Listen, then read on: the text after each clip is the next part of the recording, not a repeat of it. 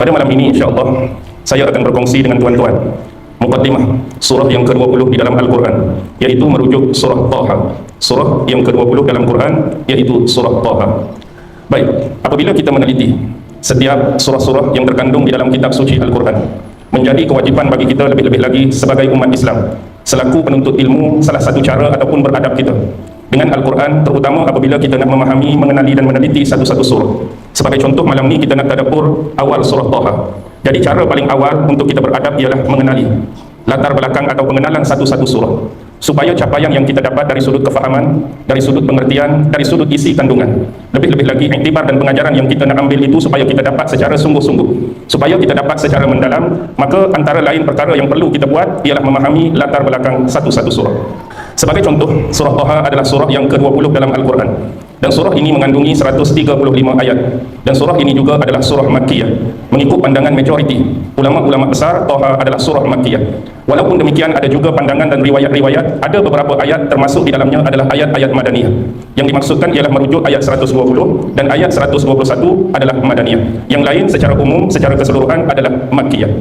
Baik, surah ini diturunkan kepada Rasulullah, saya kira pada lewat pertengahan dakwah Rasulullah SAW di bumi Mekah, lebih kurang antara tahun yang ke-6 kenabian Nabi Muhammad ataupun kerasulan Muhammad SAW. Baik, kalau kita meneliti surah Taha, surah ini diturunkan selepas surah Maryam. Dan kalau ikut tertib susunan Al-Quran sekalipun, memang dalam Al-Quran selepas surah Maryam, surah Taha, kebetulan. Sebab kadang-kadang tertib penurunan asal Al-Quran dia tidak sama dengan tertib susunan surah-surah dalam Quran. Bukan kata kalau kita tengok tertib-tertib susunan surah dalam Quran sebagai contoh, maksudnya kita tengok kepada surah Al-Baqarah. Bukan kata Al-Baqarah ini diturunkan selepas surah Al-Fatihah. Bila kita tengok surah Al-Imran, bukanlah Ali Imran ini diturunkan selepas surah Al-Baqarah. Yang tuan-tuan lihat itu adalah tertib susunan surah-surah di dalam mushaf yang terkumpul. Tetapi surah-surah tersebut yang diturunkan asal kepada Nabi Muhammad bukanlah mengikut tertib dan susunan demikian. Cuma yang saya nak bagi tahu tadi, kebetulan dalam tertib susunan surah-surah Al-Quran ni, surah Maryam, surah yang ke-19, datang surah Taha, surah yang ke-20. Hak asal turun pun memang surah Taha diturunkan selepas surah Maryam. Faham maksud saya? Tak pening? Pening ke faham ni? Sebab tujuan kita datang ni nak bagi faham, bukan nak bagi pening. Faham ke tak ni? Faham, Alhamdulillah. Baik, surah Taha ni diturunkan kepada Nabi Muhammad SAW di Mekah. Begitu juga dengan surah Maryam diturunkan kepada Rasulullah di bumi Mekah. Surah Maryam diturunkan sejurus selepas ataupun sebelum para sahabat Rasulullah ni, beberapa orang daripada kalangan sahabat diminta oleh Rasulullah supaya berhijrah mencari perlindungan sementara di bumi Abyssinia, di mana? Di bumi Habsyah. Dalam sejarah maklum bagi kita telah berlaku 2 kali penghijrahan oleh para sahabat. Pertama, hijrah ke Habsyah kali pertama, yang kedua hijrah ke Habsyah kali yang kedua. Sebelum hijrah itu berlaku telah turun surah Maryam kepada Nabi Muhammad SAW. Kalau kita melihat kepada cara penurunan surah tersebut, ada hikmah di sebaliknya. Bila mana ketika rombongan tersebut yang dipimpin oleh Ja'far bin Abi Talib dipertanyakan oleh Maharaja Habsyah pada masa itu, siapa? An-Najashi, tentang Isa ibnu Maryam.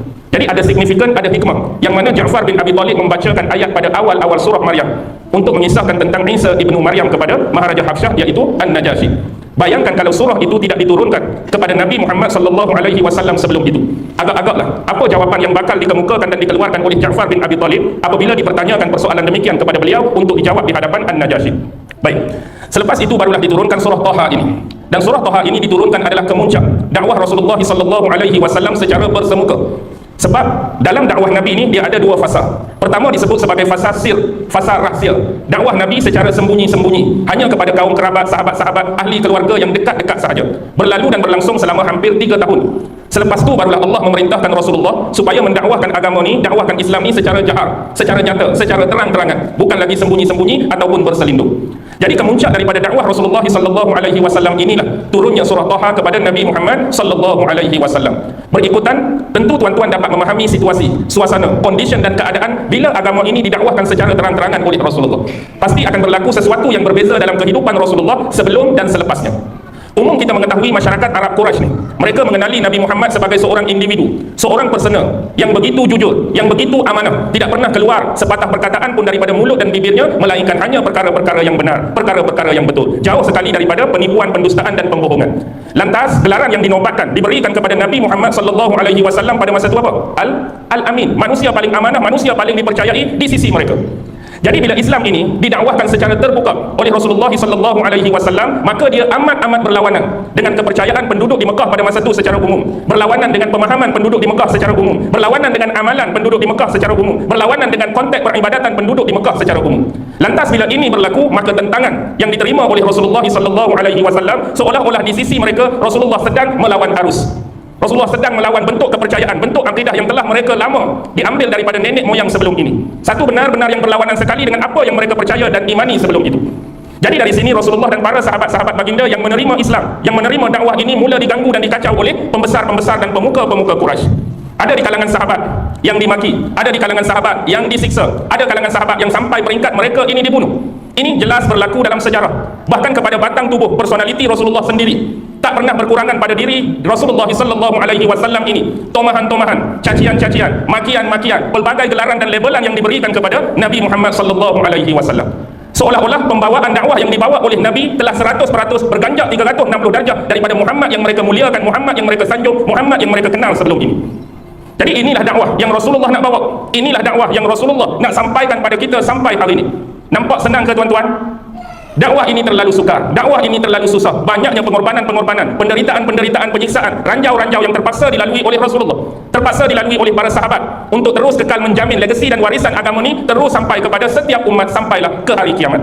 Ini kita kena letak dan pasang sungguh-sungguh dalam dada kita, dalam hati, jiwa dan perasaan susahnya sukarnya untuk Rasulullah dan para sahabat menyampaikan dakwah ini kepada kita semua. Jadi pegang baik-baiklah agama ini, pegang baik-baiklah ajaran ini sampai ke akhir hayat kita semua insya-Allah. Dan tuan-tuan juga harus memahami bahawa surah At-Taha ini adalah kesinambungan daripada surah sebelumnya, iaitu surah Maryam. Kesinambungan sebelumnya, sebab dalam ilmu munasabatus surah, hubung kait konteks satu surah dengan surah yang lain. Sebagai contoh, di akhir ayat surah Maryam, surah Maryam ni ada 98 ayat saja tuan-tuan, 98. Cuba tengok ayat 97, cuba tengok ayat 98. Ayat 97 Allah berbicara mengenai Al-Quran, dan pada awal surah Taha Allah sekali lagi mengulangi pembicaraan tentang Al-Quran. Ayat 98 surah Maryam, Allah berbicara mengenai kaum-kaum terdahulu yang Allah telah binasakan, yang Allah telah musnahkan akibat mereka menentang Allah, akibat mereka menentang Rasulnya, tetap degil dan keras dengan kekufuran mereka. Baik, kita tengok ayat 97 surah Maryam. فَإِنَّمَا يَسَّرْنَاهُ بِلِسَانِكَ لِتُبَشِّرَ بِهِ الْمُتَّقِينَ وَتُنذِرَ بِهِ قَوْمًا لُدًّا. فَإِنَّمَا, dan sesungguhnya, yassarnahu, kami memudahkan. Memudahkan apa ni? Memudahkan konteks penurunan Al-Quran kepadamu wahai Muhammad bilisanik, dengan perantaraan bahasa yang digunakan olehmu sendiri, yaitu Al-Quran yang kami turunkan ini kepadamu wahai Muhammad menggunakan bahasa ibundamu, bahasa pertuturanmu, bahasa percakapanmu untuk kamu berbicara dan berkomunikasi, yaitu bahasa Arab. Litubashshira bihil muttaqin, dan manhajnya ialah supaya kamu menyampaikan dengannya, yakni dengan perantaraan Al-Quran itu kamu menyampaikan berita-berita gembira kepada golongan yang bertakwa. Wa tunzira bihi qauman ludda, dan kamu menjadikan Al-Quran ini juga dalam bentuk yang berbeza, iaitu sebagai peringatan dan amaran qauman, kepada kaum yang bersifat ludda, degil dan keras dengan kekafiran mereka. Itu makna ludda. Jadi manhaj yang Allah minta kepada Nabi Muhammad sallallahu alaihi wasallam bawa, Quran ini diturunkan oleh Allah kepada Nabi Muhammad, dan Allah memudahkan hal tersebut dengan menjadikan bahasa Al-Quran ini ialah berbahasa Arab, bahasa percakapan, bahasa pertuturan Nabi Muhammad sallallahu alaihi wasallam. Manhaj Al-Quran yang nak dibawa ialah nak menceritakan berita-berita gembira kepada orang yang bertakwa, dan nak memberikan peringatan dan ancaman kepada kaum-kaum yang bersifat degil dan keras dengan kekafiran mereka. Ini ayat 97, ayat yang terakhir menceritakan tentang Al-Quran. Hubungan dan munasabahnya dengan awal surah Taha ialah Allah nak menceritakan juga tentang Al-Quran. Ayat yang seterusnya, ayat 98. Wa kam ahlakna qablahum min qarnin hal tuhissu minhum min ahadin aw tasma'u lahum rikza. Dan berapa banyakkah kaum-kaum dahulu yang telah kufur dan kafir kepada Allah, yang telah kami hancurkan, yang telah kami musnahkan, dan dalam keadaan engkau tidak menyadari ataupun mengetahui pun daripada kalangan mereka, dan tidak mendengar daripada mereka walaupun suara yang sayup-sayup. Rikza ni kalau kita letak pada binatang, dia macam bunyi buzzing pada lepas tu, sayup-sayup yang halus. Allah nak bagi tahu di sini kepada Nabi Muhammad bahawa sebelum Allah mendatangkan Nabi Muhammad, mengutuskan beliau jadi Nabi, mengutuskan beliau jadi Rasul, Allah nak bagi tahu kehidupan sebelum kamu, sebelum zaman Nabi Muhammad, dah berapa banyak adanya kaum-kaum tertentu dan khusus, yang mana pada kaum-kaum terdahulu juga telah kami utuskan. Utusan kami sama seperti kami utuskan kamu kepada kaummu pada hari ini. Adanya Nabi-Nabi, adanya Rasul-Rasul, dan Rasul serta Nabi ini masing-masing Mereka telah mendakwahkan Islam ini kepada kaum masing-masing, bani masing-masing, penduduk masing-masing. Dan sama seperti yang kamu hadapi, sebahagian daripada mereka ada yang beriman dan menjadi pendukung kepada Nabi dan Rasul tersebut, dan sebahagian besar yang lain menjadi penentang kepada Nabi dan Rasul tersebut. Yang Allah nak tekankan ialah dah berapa banyak kaum-kaum yang ingkar, kaum-kaum yang kufur sebelum ini, Allah dah musnahkan mereka, Allah dah hancurkan mereka bersama dengan keegoan dan kesombongan mereka, semata-mata kerana mereka itu degil, keras hati, keras kepala untuk menerima kebenaran yang dibawa oleh para Nabi dan Rasul tersebut. Dan juga kamu tidak menyadari pun tentang mereka sebelum ini. Nah, nampaknya kamu tak pernah tahu pun tentang sejarah mereka sebelum ini. Yang jadi kamu tahu itu sebab kami yang memberitakannya kepada kamu.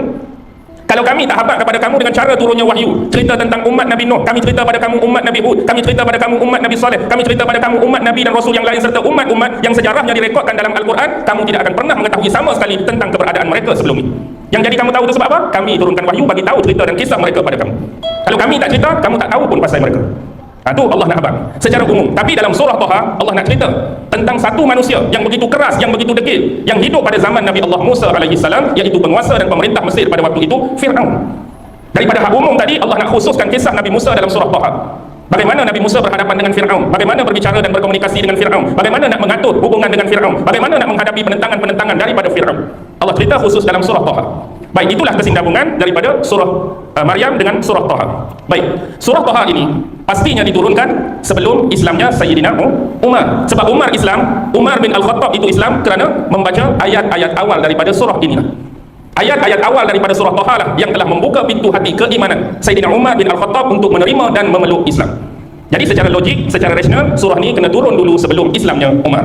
Baik, dalam kitab-kitab banyak direkodkan kisah Islamnya Umar. Di antaranya yang diriwayatkan oleh Imam Al-Hadis, Imam Daruqutni di dalam sunannya, riwayat daripada Anas bin Malik ada riwayat itu.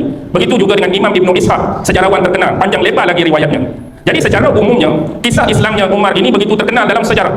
Kerana sebelum Islamnya Umar ni, beliau telah keluar daripada rumahnya dalam keadaan yang sangat marah, dalam keadaan jiwa dan perasaannya yang bergelora, dengan pedang yang berada di tangannya. Keluar daripada rumah dengan semangat ini, dengan perasaan ini, bawa pedang. Dia keluar daripada rumah ni semata-mata nak buat apa? Nak bunuh Nabi.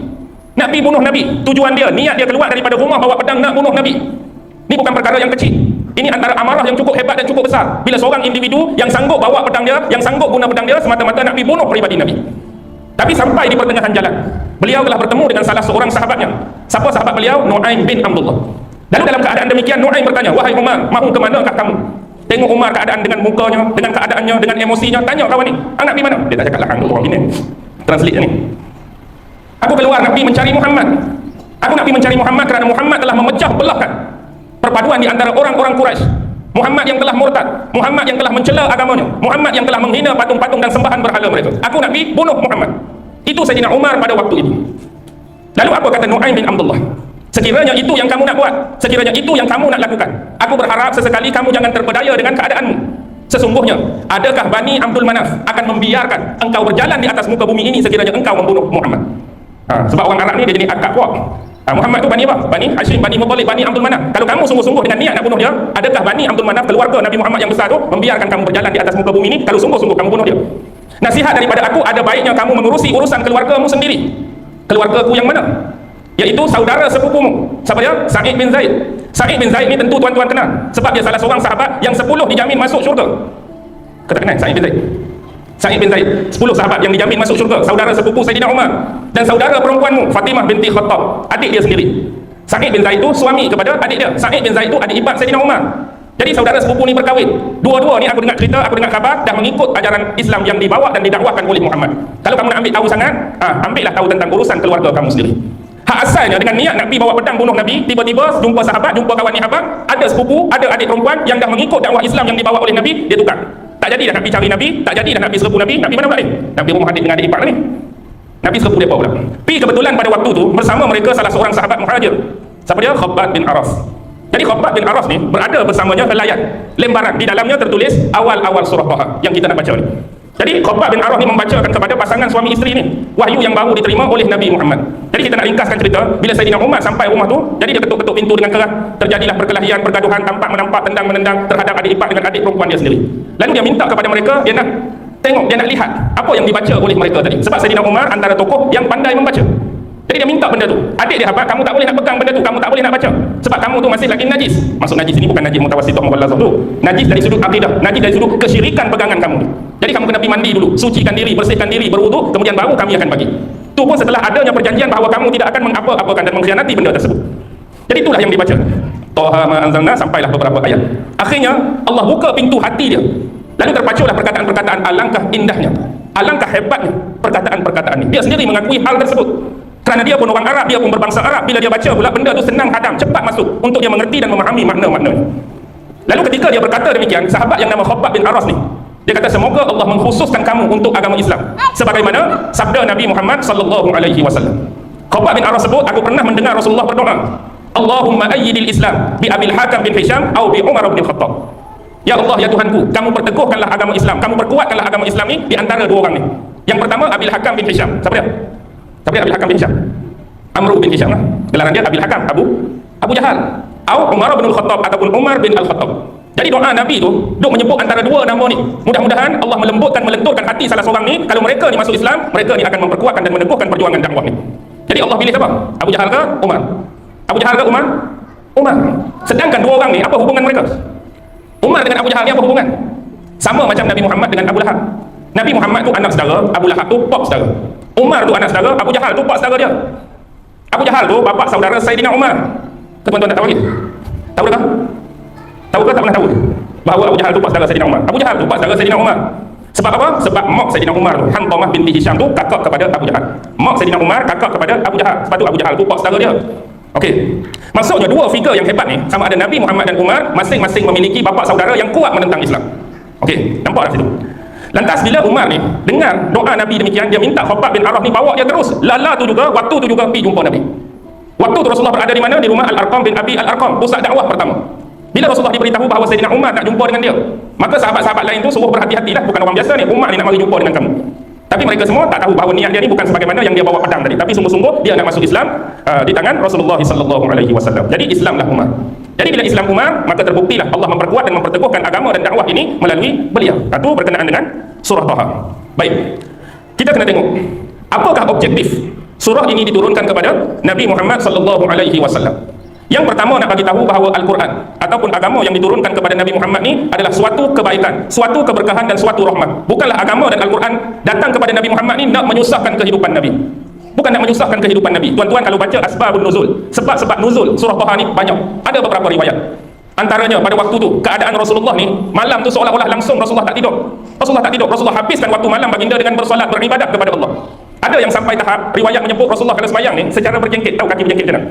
Kalau kita sembahyang ni kaki rapat, kaki rata ni, kaki berjengkit. Ada yang Rasulullah lama sembahyang tu sebelah kaki, bukan maksudnya sebelah kaki awal lagi, dua-dua kaki, lepas tu lengah, angkat kaki sebelah, lepas tu tukar belah ni, beribadat lama dan panjangnya. Jadi disebabkan itulah turun ayat ni nak bagi tahu agama ni datang, Quran ni datang bukan nak suruh kamu tu buat ibadat sampai tahap macam tu, sampai menyusahkan kamu, sampai membebankan kamu, tapi buat mengikut keperluan bagi kamu sahaja. Jangan sampai tahap malam pun tak tidur, siang Rasulullah banyak habiskan dengan berehat, siang Rasulullah banyak habiskan dengan tidur semata-mata kerana Rasulullah tak tidur pada malamnya. Jadi bukan agama tu mari untuk kamu buat ibadat-ibadat yang sampai tahap macam tu, sampai membebankan kamu. Walaupun kita harus tahu dan faham bagaimana konteks Rasulullah apabila memegang amanah, bebanan dan tanggungjawab, baginda seboleh-bolehnya cuba untuk melakukan lebih daripada apa yang diperintahkan. Kalau kita hari ni kita bekerja dengan seseorang, kita bekerja dengan majikan, orang suruh buat agama macam ni je, tapi kita bagi tu lebih daripada apa yang dikehendaki. Itulah kebiasaan konteks Rasulullah, dia buat tu kalau boleh melebihi apa yang diperintahkan kepada baginda. Baik. Seterusnya yang kedua, Al-Quran dan agama ini objektif dia bukan untuk menyusahkan umat ini, tetapi untuk memberi kebahagiaan dan kesenangan sebenarnya kepada umat ini. Kerana Al-Quran dan agama inilah untuk memacu mereka, untuk memberitahu kepada mereka bagaimanakah cara, jalan yang paling selamat untuk mereka melalui kehidupan di atas muka bumi ini dengan cara yang dikehendaki dan diredai oleh Allah. Tanpa panduan agama, tanpa panduan Al-Quran, kita hidup atas muka bumi ini sebagai manusia, kalau tak ada kitab suci, kalau tak ada agama, apa panduan kita, apa manual kita? Kita hidup ni dalam rangka kita nak capai kebahagiaan di akhirat kelak. Apa lagi jalan dan cara dia? Bagaimana kita nak memiliki syurga Allah dalam keadaan Allah tak hantar Islam ini sebagai agama? Bagaimana kita nak dapatkan kebahagiaan dan syurga dalam keadaan Allah tak hantar kitab suci dia, wahyu dia yang nama Al-Quran? Apa pegangan kita? Apa panduan kita? Agama tak ada, kitab suci nak baca, nak belik, nak amal tak ada. Bagaimana kita nak melalui hidup ni untuk capai redha dan syurga Allah? Tidak mungkin sama sekali. Jadi Al-Quran dan agama datang ni bukan nak bagi bebanan. Kalau dulu tak payah sembahyang, mari kena sembahyang. Dulu tak payah puasa, mari kena puasa. Jangan anggap tu bebanan. Allah lah yang ciptakan kita, Allah yang lebih tahu tentang apa keperluan untuk kita. Sebab dia yang buat kita, dia yang create kita. Dia tahulah hak mana baik untuk kita, hak mana tak baik untuk kita. Hak itulah dia beri kepada kita. Jangan anggap itu sebagai bebanan. Yang ketiga, Allah membicarakan tentang Nabi Musa. Musa ni dia masuk konteks yang kedua dah. Sebab surah Taha ni dia pecah tiga. Pertama, ayat 1 hingga ayat 8. Itu adalah tasliyah, pujukan untuk Nabi Muhammad. Ayat 9 hingga 98, kisah Nabi Musa. Itu bahagian yang kedua. Ayat 99 sampai ayat terakhir 135, itu ialah untuk Nabi Muhammad dan juga pengikut-pengikutnya, sahabatnya. Kisah Nabi Musa dan pengikut-pengikutnya. Ada banyak ciri-ciri persamaan tu, tuan-tuan. Nanti kita tengok. Baik, bila sebut tentang Nabi Musa, kalau tuan-tuan baca sungguh-sungguh kisah Nabi Musa, Allah sebut pasal Nabi Musa ni tak ada paling banyak sekali dalam Quran. Nabi Musa, nama dia banyak disebut. Dan di banyak tempat, di banyak surah. Tapi satu-satunya surah yang paling banyak cerita pasal Nabi Musa ialah surah Taha. Dalam surah Taha inilah Allah paling banyak cerita pasal Nabi Musa. Dan di sini juga Allah cerita akibat buruk kepada Fir'aun yang menentang Nabi Musa sebelum ini. Akibat buruk. Baik. Dan ayat yang terakhir Allah nak bagi tahu. Bahagian yang ketiga tu, 99 sampai 135, walaupun Nabi Musa, walaupun pengikut-pengikut dia hidup tertekan, hidup terdesak, macam-macam dugaan, macam-macam ujian, macam-macam bala yang mereka terima, tapi berkat kesabaran mereka atas ujian dan mihnah tersebut, Allah memberi kelapangan, kemenangan dan kejayaan. Akhirnya mereka diselamatkan Allah daripada apa? Peristiwa pembelahan Laut Merah. Sebelum hidup Mesir macam-macam dah. Jadi kuli batak kepada Fir'aun, orang hari-hari kena cemeti dekat Fir'aun, kena perintah dekat Fir'aun, kena suruh dekat Fir'aun, kena hentam dekat Fir'aun, kena katok. Tapi berkat sabar dengan ujian, sabar dengan tribulasi, sabar dengan mihnah, ikut sungguh-sungguh Nabi Musa dan ajaran dia, akhirnya Allah selamatkan mereka dan hancurkan Fir'aun dan bala tentera dia. Begitu jugalah persamaan dengan Rasulullah dan para sahabat. Macam-macam ni orang duk buat duk di Mekah ni. Ada yang kena jemur, ada yang kena gulung dalam tikar, masak asap, ada yang kena cemeti, ada yang tak diberi makan, ada yang dibunuh seperti keluarga Ammar bin Yasir tu, mak dia Sumayyah tu kan mati dibunuh satu keluarga tu. Jadi inilah yang diterima oleh sahabat. Tapi berkat mereka mengharungi segala musibah, bala dan ujian tadi, mengikuti agama Islam, mengikuti agama Nabi Muhammad, akhirnya apa? Akhirnya mereka mendapat kejayaan. Dan Allah buktikan pada 8 Hijrah berlakunya peristiwa besar pembukaan kota Mekah. Rasulullah ambil balik kota Mekah, tempat yang mereka dulu dihina, mereka dulu dibuli, mereka dulu dimaki, mereka dulu dicaci, dibuat macam-macam akibat ikut agama Nabi Muhammad. Tapi 8 Hijrah kemenangan besar-besaran Allah beri dan buka untuk mereka. Okey. Yang terakhir, kalau kita melihat, ini salah satu keistimewaan Quran ni sendiri. Ni penekanan yang saya nak bawa sebenarnya malam ni supaya kita tidak terus hanyut. Tidak terus hanyut dengan dunia kita, kehidupan kita, pekerjaan kita, ruangan lingkungan kehidupan kita sampai kita lupa untuk bersahabat, untuk mesra dan membaca Al-Quran. Jadi amat berkepentingan kita pada zaman ini untuk sentiasa berta'ammul, bermuamalah, membaca, mentadabbur, memahami isi-isi kandungan Al-Quran. Jangan buat main-main benda ni. Jangan ambil sikap lewa, jangan ambil sikap acuh tak acuh hubungan kita dengan Al-Quran pada musim dan zaman ini. Satu kerugian yang amat besar. Baik. Jadi insya-Allah kita akan mula. Bismillahirrahmanirrahim. Taha ma anzalna 'alaikal Qur'ana litashqa illa tadhkiratan liman yakhsha tanzilan mimman khalaqal arda was samaatil 'ula. Saya nak baca 4 ayat dulu. Jadi kalau ada kelebihan masa kita sambung lagi. Baik, ayat pertama surah ini dimulakan dengan kalimah Taha. Apa makna Taha? Apa maksud Taha? Wallahu a'lam. Dan Taha ini termasuk huruf-huruf abjadiyah atau kita sebut huruf-huruf muqatta'ah. Seperti alif lam mim, samalah. Alif lam mim ra, alif lam mim sad, yasin, qaf, sad, kaf, ha, ya, ain, sad. Ini kita panggil huruf-huruf muqatta'ah. Tidak dinafikan kalau kita penggemar kepada ilmu dan sering memutalaah kitab-kitab tafsir terutamanya. Bila kita baca kitab-kitab tafsir, tidak dapat tidak pasti ada sebahagian ulama yang akan mendatangkan pandangan-pandangan, pendapat-pendapat dan riwayat berkaitan pemaknaan huruf-huruf muqatta'ah ini. Jadi pesanan daripada saya, kalau kita meneliti sungguh-sungguh, tidak ada satu pun nas di dalam Al-Quran yang menceritakan atau memperincikan tafsiran bagi huruf-huruf muqatta'ah ini, baik di dalam mana-mana ayat sekalipun. Contoh Taha, kita tak akan jumpa penafsiran bagi makna Taha dalam ayat lain sebiji Quran tu. Kita cari, oh ayat ni rupanya menceritakan makna bagi Taha, tak akan ada. Begitu juga kalau kita meneliti hadis-hadis daripada Rasulullah sallallahu alaihi wasallam. Ada tak pernah satu masa dulu, suatu ketika dahulu, Rasulullah pernah memberitahu hal tersebut, memberikan penafsirannya kepada para sahabat tentang pemaknaan huruf-huruf muqatta'ah? Pun tidak ada. Tetapi itulah saya harap kalau kita baca tafsir, maka kita akan dihidangkan dengan pandangan-pandangan, pendapat dan riwayat. Jadi bagaimana kita nak berhadapan dengan benda seperti ini? Contoh Taha saja. Saya ambil satu contoh tafsir. Kalau tuan-tuan buka kitab Al-Jami' li Ahkamil Quran, Imam Al-Qurtubi, dalam tu bukan kata satu atau dua, bahkan berbelas pemaknaan yang cuba mentafsirkan makna kalimah Taha. Antaranya di bawah pandangan Abu Bakar As-Siddiq, tak memberikan makna. Dia cuma menyebutkan ini termasuk daripada rahsia-rahsia. Ada yang mengatakan ini adalah lahjah, logat, slang Bani Ungkul. Ini adalah lahjah, logat, slang Bani Am. Siapa Bani Am? Bani Am ni satu bani yang berada di bumi Yaman. Imam Al-Kalbi kata, dahulu orang-orang Bani Am ni, mereka tak akan menyahut, mereka tak akan menjawab panggilan. Kalau kita panggil grup atau golongan mereka, ya fulan, wahai individu, wahai pemuda, dia tak akan menyahut kecuali dipanggil Taha. Sebab kalimah ini dikenali di sisi mereka. Dan Imam Kalbi mengatakan makna Taha di sisi mereka ialah kekasihku. Kutruk menyebutkan makna Taha, kemarilah, kemarilah. Makna Taha. Ada yang mengatakan makna Taha ini salah satu daripada nama Allah. Ada pendapat lain makna Taha adalah salah satu daripada nama Rasulullah sallallahu alaihi wasallam. Dan ada kata Taha ini ialah serpihan. Ta tu menunjukkan sekian-sekian, ha ni menunjuk sekian-sekian. Antaranya ialah Ta tu kalimah tuba, pohon di syurga. Ha tu hawiyah, nak menggambarkan syurga dan neraka. Apa pun yang saya sebut ni, ada ke tak ada dalam tafsir? Ada. Tetapi bagaimana penerimaan kita terhadap riwayat dan pandangan tersebut? Setakat baca, faham, tahu, stop. Tapi untuk kita pegang tak boleh. Untuk kita pegang, hak ni betul, hak ni paling betul, hak ni benar, hak ni paling benar, hak ni sahih. Sebab tak ada satu pun nas dan hadis Nabi yang ceritakan penafsiran ayat-ayat huruf-huruf muqatta'ah.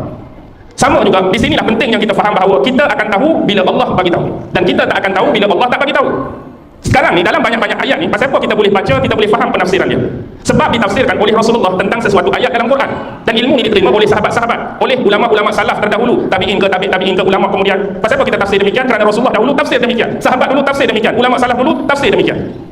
Jadi sebab tu ada, kalau yang kita tak tahu memang tak ditafsirkan, jadi kita senyap saja. Memang kita tak akan tahu sebab Allah tak bagi tahu. Jadi ni nak menunjukkan kepada kita, jangan kita malu kalau kita tak tahu nak apa. Saya tak tahu, tak tahu lah. Ni sebab kita nak jaga reputasi, nak jaga kedudukan.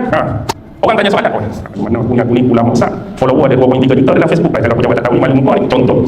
Biarlah malu muka, tempat muka, merah muka, tak tahu, tak tahu. Anda akan lebih dihormati untuk jawab demikian daripada anda cuba jawab tapi apa kita panggil, memandai-mandai. Kalau anda nak jawab juga, kalau anda ada sedikit pengetahuan pun, jawab dengan sedikit pengetahuan tersebut, tak payah lebih-lebih. Saya nak kata tak tahu soalan ni pun bukan tak tahu sangat, cuma ada lah ilmu sikit-sikit, ada pengalaman sikit-sikit. Jawab pun jawab yang kita tahu sikit-sikit, ni yang saya tahu, hal lebih saya tak tahu. Jangan dah ni kita tak tahu, lepas tu kita nak mereka-reka, nak memandai-mandai lagi, hal lebih kita tak tahu, tak payah. Jadi cukup sini pengajaran untuk kita, ada benda yang kita tahu bila Allah bagi tahu, ada benda yang kita tak tahu bila Allah tak bagi tahu hal tersebut. Okey. Ma anzalna 'alaikal qur'ana litashqa. Dan tiadalah kami menurunkan Al-Quran ini kepadamu wahai Muhammad untuk menyusahkan kamu. Tidaklah kami menurunkan Al-Quran ini kepada kamu untuk menyusahkan kamu. Pertama ialah kalimah anzalna. Baik. Untuk konteks Al-Quran, ada masa bila Allah menceritakan tentang konteks penurunan Al-Quran digunakan kalimah nazzala. Ada digunakan kalimah anzala. Dua-dua itu makna apa? Diturunkan. Nazzala pun diturunkan, anzala pun diturunkan. Tetapi kalau Quran menggunakan kalimah nazzala Al-Quran, bermaksud konteks cara penurunan Al-Quran itu berangsur-angsur, sikit-sikit, secara tadarruj, berperingkat, ada masa dan tempoh tertentu. Kalau Quran guna nazzala, cara dia turun, itulah cara dia, sikit-sikit, berangsur-angsur, sebagaimana turunnya Al-Quran kepada Nabi Muhammad dalam tempoh 23 tahun. 13 tahun di Mekah, 10 tahun di Madinah, kalau digunakan kalimah nazzala.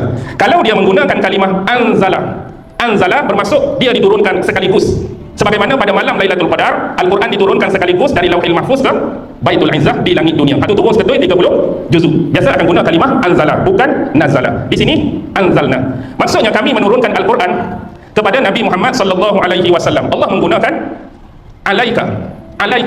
Allah dengan ila berbeza.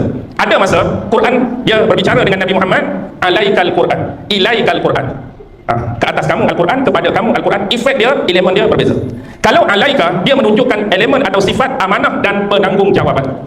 Sini ala ke ilah, alaika, ala. Maksudnya Quran yang Allah turunkan kepada Nabi Muhammad tu, efek dia, elemen dia, sifat dia ialah Quran ni jadi amanah untuk kamu wahai Muhammad. Quran ni jadi tanggungjawab untuk kamu mengembangkannya, mendakwakannya wahai Muhammad. Berbeza bila datang dengan ilaika. Biasanya ilaika dia nak menunjukkan efek dan elemen kelebihan yang ada pada Quran tu.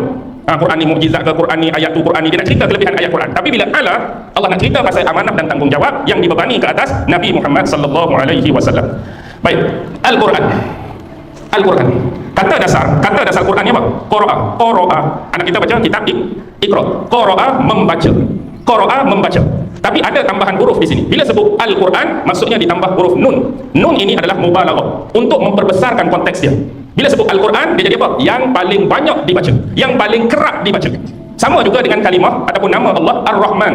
Asal kalimah Ar-Rahman tu kata dasar dia rahmah dengan huruf ta. Rahmah, pemurahnya Allah. Tapi bila ganti Ar-Rahman dengan nun yang sifat mubalaghah, dia nak cerita betapa besarnya, betapa kuatnya, betapa umumnya rahmat dan kasih sayang Allah kepada setiap makhluknya. Bila pupuk nun tu sifat dia jadi besar, sifat dia jadi berkuasa, mubalaghah dia. Sama seperti Qara'a bila kita letak Al-Quran. Tu satu pandangan. Yang kedua ialah kalimah Al-Quran ini datang daripada kata dasar corona. Tak ada kena-mengena dengan virus corona tu. Corona, apa maksud corona? Corona ni sebahagian bahasa Arab bermaksud menyambungkan sesuatu. Tu satu makna. Ataupun bila disebut corona, kita teringat kepada Qorin. Qorin ni ialah sejenis jin lah, yang Allah jadikan, Allah ciptakan lahir dengan setiap Bani Adam. Jin Qorin kita panggil, ataupun orang tua sebut jin pendamping, yang memang ada dengan kita setiap saat, setiap masa.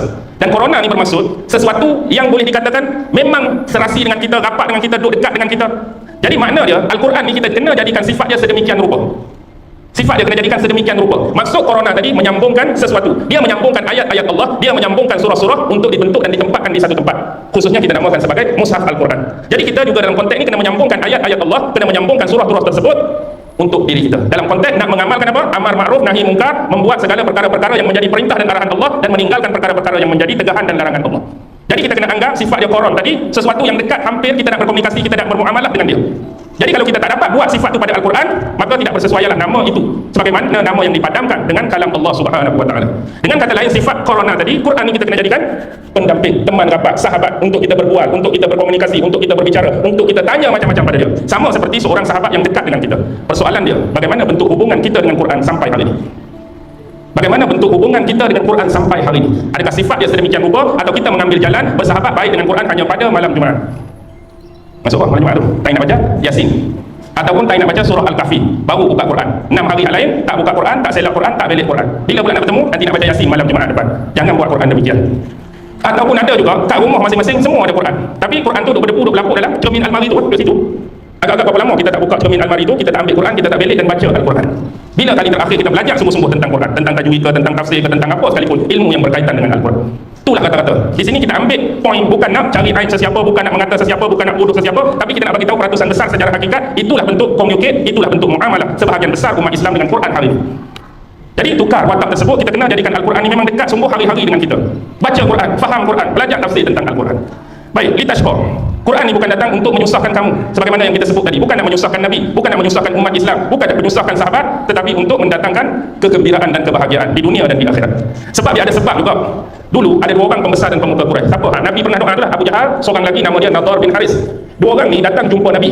Bila dia tengok keadaan Nabi yang jenis teruk macam ni, dia berkata, bagaimana kehidupanmu sekarang wahai Muhammad? Selepas Allah yang kamu dakwa bagi wahyu pada kamu, turunkan Al-Quran pada kamu, hidup kamu ni nampak tak senang, hidup kamu ni nampak susah, hidup kamu ni nampak tertekan. Dia pergi cucuk ayat-ayat macam tu. Dulu kamu tak macam ni. Dia nak abad sebelum dan selepas. Jadi dia mari tu mungkin nak perli Nabi ke wallahu alam, nak mari sakitkan hati Nabi wallahu alam. Cuma dalam konteks ni dia nak bagi tahu, sebelum ni kamu elok-elok saja hidup bersama dengan kami. Kami anggap kamu seorang yang baik, seorang yang mulia, seorang yang al-amin, seorang yang dihormati. Tiba-tiba bila kamu dakwa, kamu terima wahyu, kamu jadi utusan Allah, jadi Nabi, jadi Rasul, hidup kamu jadi susah macam ni pula, tertekan macam ni pula. Jadi dalam konteks ni macam-macam bentuk kita boleh hadapi tu. Nak mari sakitkan hati Nabi ke, nak mari perli Nabi ke. Tuan-tuan, betul.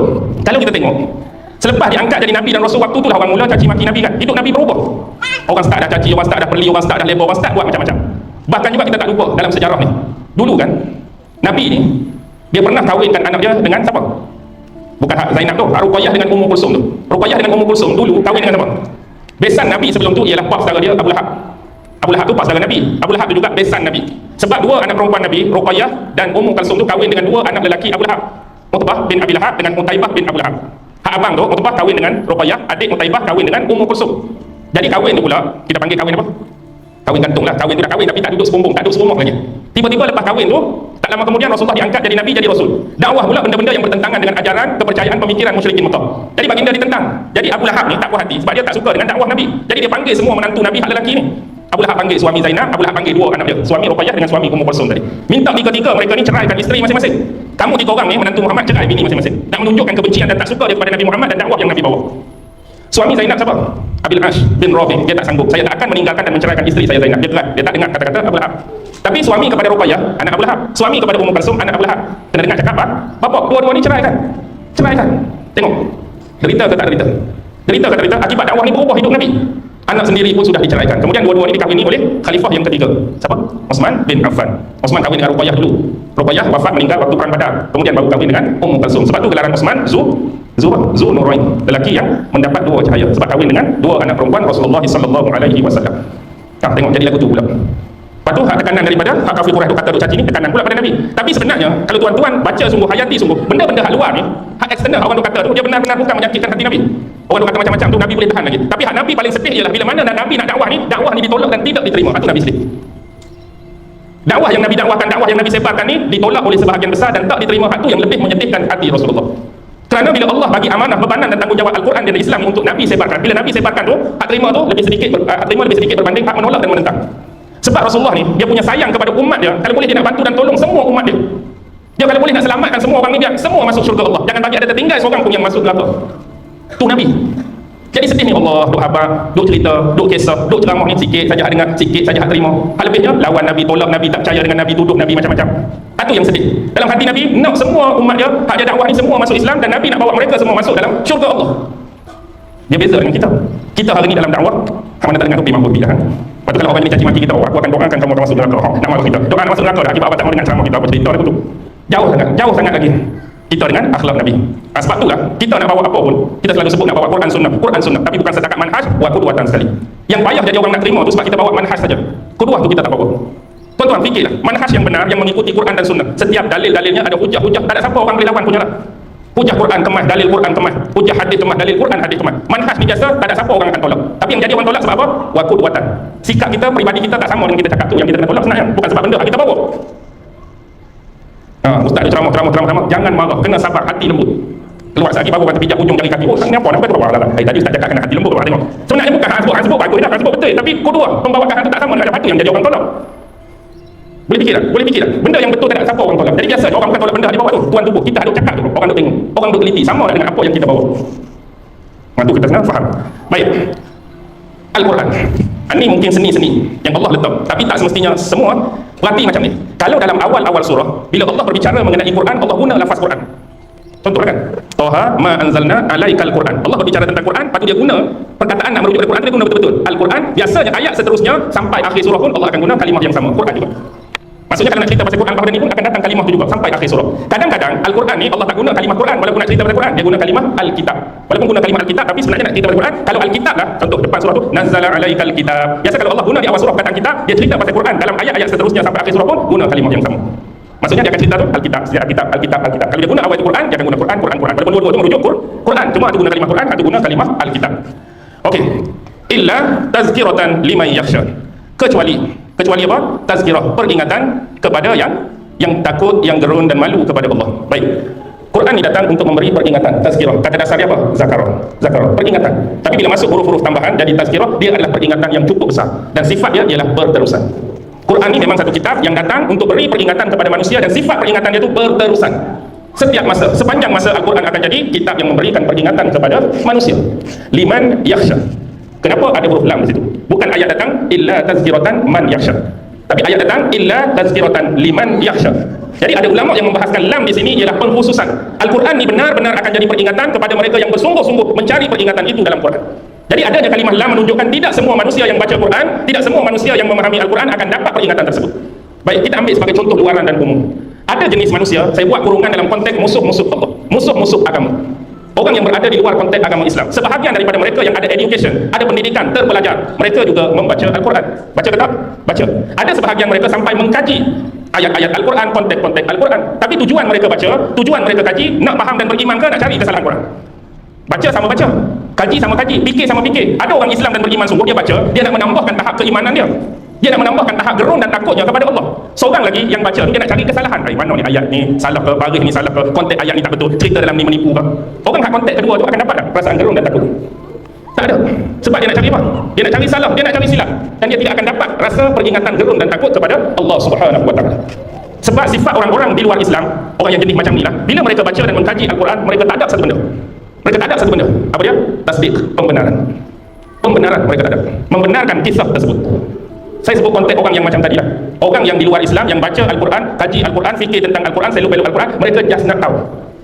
Oh, cerita sebenar Muhammad macam ni. Muhammad hijrah, sahabat dia ada berapa orang, dia masuk perang ni, dia lawan dengan dia ni, dia lawan ni. Dia tahu sungguh. Dia faham sungguh. Saya sebut banyak kali benda ni. Kadang-kadang education, orang seperti ini, sirah kita dengan sirah dia jauh dia lebih hebat. Sebab dia baca sungguh, kaji sungguh.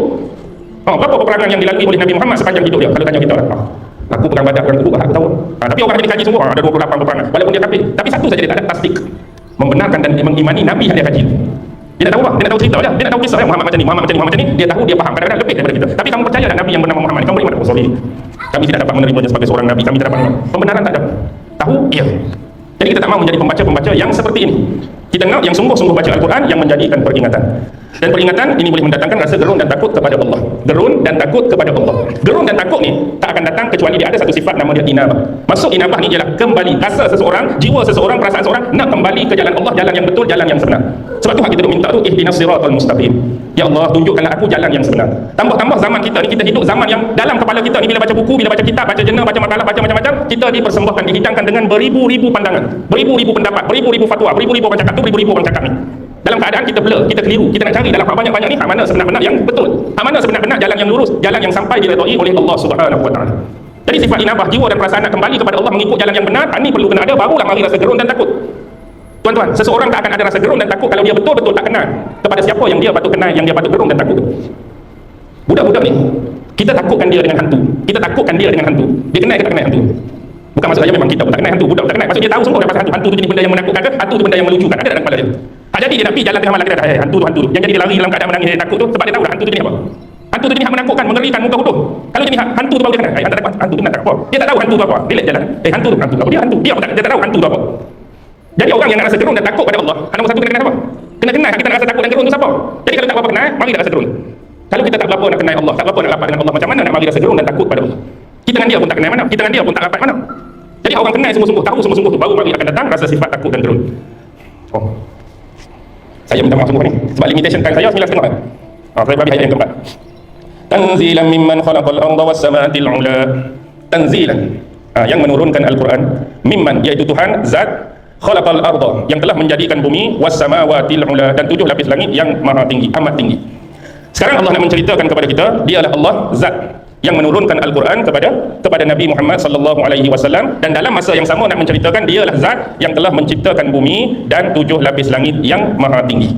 Ayat ni tuan-tuan tak rasa pelik ke? Tak rasa pelik ke sikit? Tak rasa pelik ke? Tangan nak pelik ke? Tuhan yang menurunkan Al-Quran kepada Nabi Muhammad, Tuhan yang samalah yang menciptakan bumi dan 7 lapis langit. Biasa je ayat tu. Tapi orang yang selalu baca Quran, biasanya bila bab penciptaan Allah sebut langit dulu ke Allah sebut bumi dulu? Biasa. Biasa.